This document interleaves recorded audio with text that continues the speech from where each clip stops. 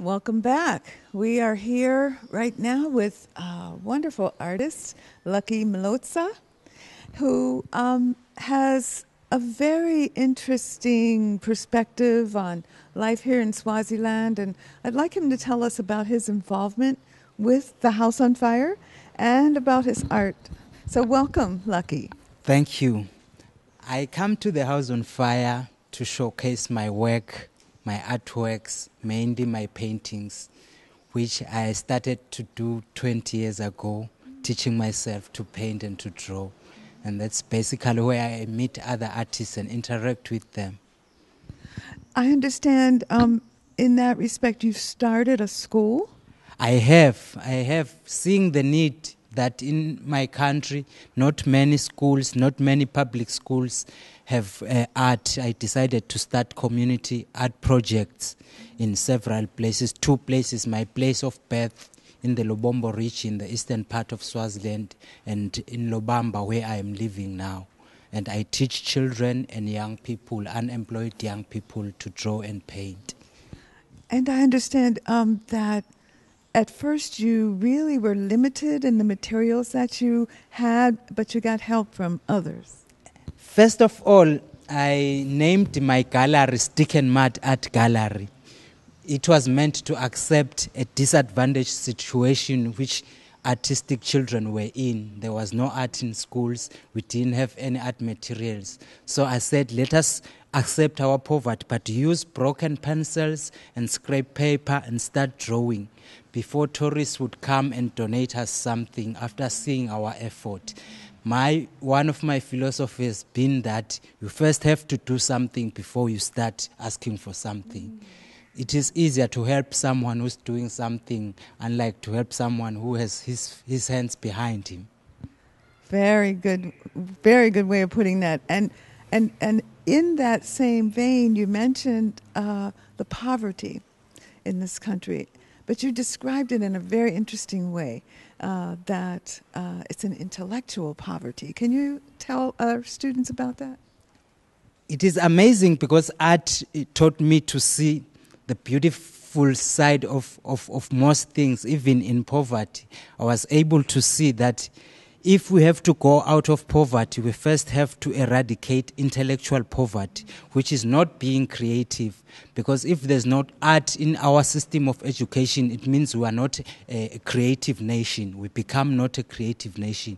Then we become intellectually poor, intellectually bankrupt. First, if we have to achieve material development, we have to be intellectually poor, intellectually creative.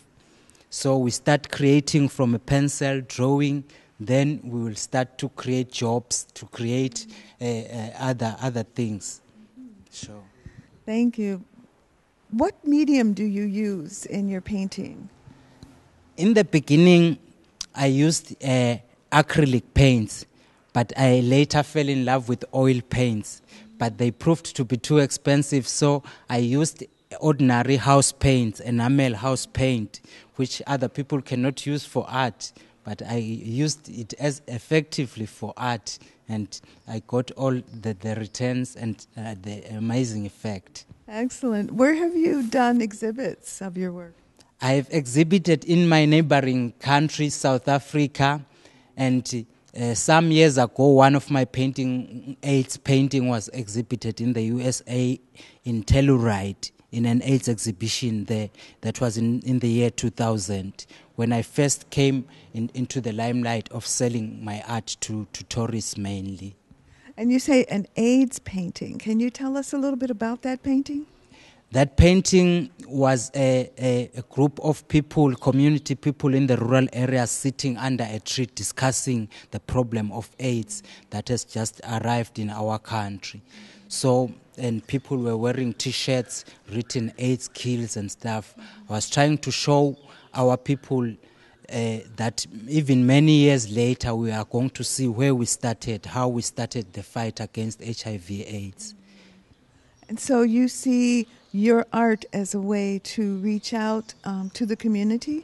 I see it as a very important tool, and it has done tremendous work for the young people I've worked with in changing their perceptions about themselves and about their surroundings, and about passing the message even to the illiterate people. You can use art to say this is dangerous, this is good, this is bad.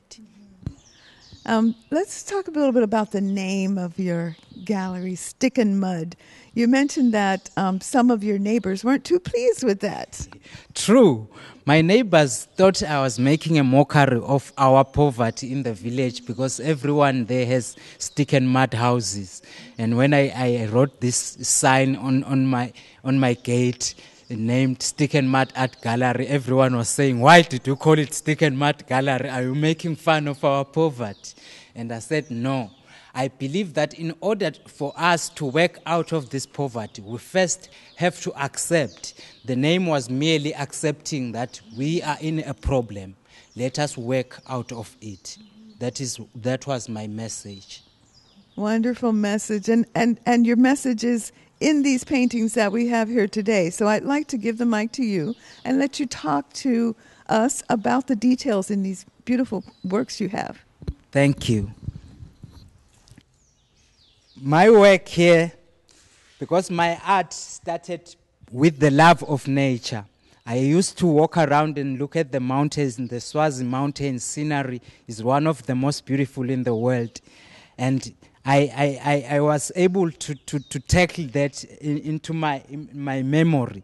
And when I go back home, I'll try to remake that and see what I can come up with. And people started liking my work. But later, as you can see, I also discovered that there is another aspect of the landscape, which is the people. And the people are on a journey. That is why in most of my bus stations, village scenes, you will see the road. It means that our society is on a journey. It is journeying. And you can see the stick and mud houses, which spells the poverty and the difficulties that people encounter along the road. But there's also humor, as you can see, roads being crossed by cows and chicken and goats, mingling with people in harmony. Because that is what I wanted to show, that animals and trees and people can live in harmony. And it has eventually come that there is this global warming which seeks men to think twice about harmonizing our relationship with our environment. And it starts here. If you can look carefully on my pictures, there's litter. I was trying to portray every detail of how we are behaving as we travel this road of development. And here it is one of our bus stations, and this is just how it used to look 5 years ago. But now it has been paved and look better without the eroded part. So I wanted to remind and document and show the children how Swaziland looked a few years ago. So that is mainly what you see when you come in Swaziland today. And in a few years, I know it won't be like this, but this painting will be there. Well, if I can join you here, I'd like to join you here, and I'd like you to come back and talk about this painting again. This one, you mentioned to me, as we've been traveling around Swaziland and seeing the tremendous mountain views, we really hadn't seen that type of peak. And you told me a very interesting story about that, and I'd like you to share that. That mountain there, I think, is now world famous in Ezulwini Valley in Swaziland. It is called the Execution Rock. That is a historic monument where people, subjects of the previous kings many years ago who did not listen, or someone who was found to be a witch or not fit in the society, was put on the top of that rock and thrown on the other side to die. That's where people were executed. That was a form of punishment. So it also has that significance today. Okay, and when I was looking at this particular painting, and we were talking about, how this we've seen many times, driving, and we have to dodge the cows and dodge the chickens and things like that. And you had mentioned that, yes, that is a part of everyday life, but that may be something that needs to change? Definitely.